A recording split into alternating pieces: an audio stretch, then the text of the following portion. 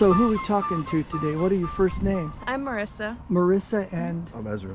And Ezra. Ezra, okay. And what's bringing you to Boulevard Park today? Just coffee.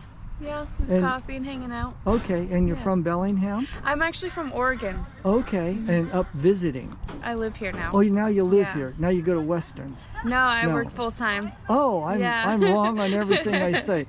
So what about you? I'm from Philadelphia. Originally. You're from Philadelphia? Yeah, I go to Western. Oh, you go to Western. Yeah. So if I may ask, how did you two meet? We met at this, it was like a, what would you call that? Club. It's kind of like a club. We met at like a dance party kind of thing. Oh, okay. So you two are into dance. Mm-hmm. Okay. As in hobby or professional? Oh, I mean, I guess you could say hobby. I'm not that good at it though. Okay. Okay. What about you? Like to dance? I like to dance as a hobby, but I also run a promotion company, so we do like events and stuff. Shoot, comes a train. And then if you could think back, this is a tough one. Maybe we'll have to stop it for a moment while the train goes by. Maybe think of a favorite teacher you had all the way from kindergarten through college or wherever you went.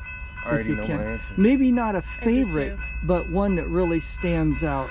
Okay, we might have to speak a little loud. When the train gets here, I'm going to turn this off momentarily. Okay. So my favorite teacher back in elementary school. Do you want to pause it? Yeah, let's pause it. Okay, we interrupted by the train now, and I've forgotten completely where we were. What were we talking about? You said favorite teacher. Oh, that's right, favorite teacher. Yeah, and you said immediately when I said it, you said, I already know. Yeah. So who are we talking about? I had this teacher in elementary school, super young, elementary. Right out of college, maybe. Yeah. Uh-huh. Her name was Miss Silver. Recently married. I don't know what she goes by now. Uh-huh. But she was an art teacher, and I used to draw a lot, but I was never confident in my ability to draw.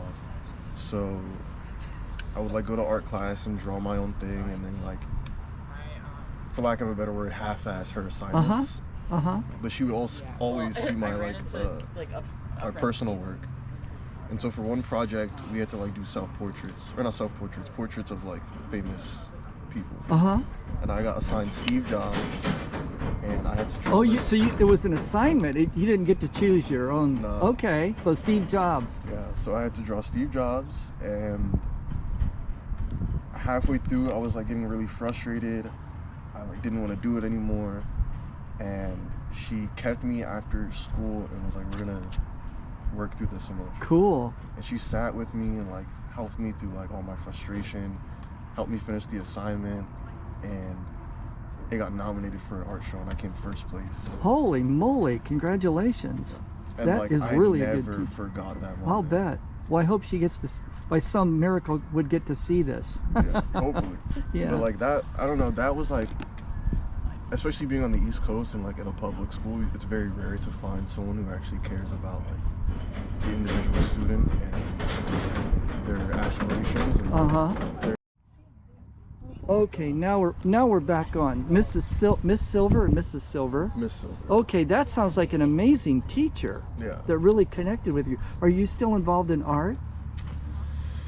Not really anymore. Okay, so that's not your major. No, okay. I do electrical engineering now. Okay, that sounds like a pretty good gig to have for a career, I think. Hopefully. Yeah, a lot of things you could branch out in that and do many things. Yeah. Under that umbrella, I guess. Yeah, I'm hoping to get into audio equipment. And digital signal processing. Nice. I don't know what that means totally, but I'm sure it's a good career. Yeah. And well, how about you? Got a favorite teacher up your sleeve? Yeah, actually, my high school teacher. His name was Mr. Sedum, and he was a history teacher. Okay, history. Now that's interesting. He made history a lot of fun for me. A lot of the history teachers I've had before weren't really nice, and they didn't make learning fun. And they might have been the football coach too. Yeah. But he didn't hold back, and he taught us as much history as he could, and he acknowledged me for working hard. And I really understood the material, but I mean, realistically, he was just a really fun teacher. Sure. He made learning really fun. I see. Was he tend to be on the older side or younger side? He was older. Okay. Yeah. A little bit old. That's Yeah. interesting. I thought he was fresh out of college and Yeah. starry-eyed, maybe had a little something for him, but that's not the No. case. Okay. And then before we wrap up, one question. You guys seem happy. You seem successful from what little I can tell. What advice would you give to someone? And maybe they're 2 years old, maybe they're 92. If you think of a piece of advice to give to someone, how to be or how to get along and or live a meaningful life in the 21st century. Never stay full. Always be hungry. Okay. Metaphorically, I guess. Metaphorically. Yeah. Like, always put yourself in a position where you know there's room for you to get more out of something. Like, you should never get into something and feel like you're done. Okay. You're complete, or you're at the top of your echelon in that particular aspect. Like, life has so many things that it'll throw at you that before an event you could have one mindset, and then after, your whole world has changed. So don't try and regress from those events. Just remember where you were and try and track where you're going. Nice. And be understanding of the fact that, like, you're going to be in a different place than you were, but that's not necessarily a bad thing. I hear you. Make total sense to me. And how about you? I would say it's okay to struggle. Okay. It's totally okay. Everything slowly gets better. Never be scared to ask for help. Okay. That's one of That's them. a hard one for me. Yeah, it's really hard. For a lot of people, Yeah. I think. Yeah. But yeah, I mean, always write it out too. If just feel Sure. it out. Yeah. Yeah. So, how did you end up in Bellingham from where in Oregon? Eugene. Okay. Yeah. And you came up and liked the city and Well, my parents moved down here. Oh, I Yeah, see. my That dad makes got a sense. job up here. Sure. Yeah, it was a better job, and so uprooted the whole family. makes sense. Oh, so you got that's nice. Yeah. Yeah. And how did you get from the East Coast to with college? Yeah. Okay. So my uncle, he's an animator. So he's traveled all over the place to do work, and he lives out here in the Seattle area now. Sure. And so for high school, I was gonna move with him and finish high school, get in-state tuition.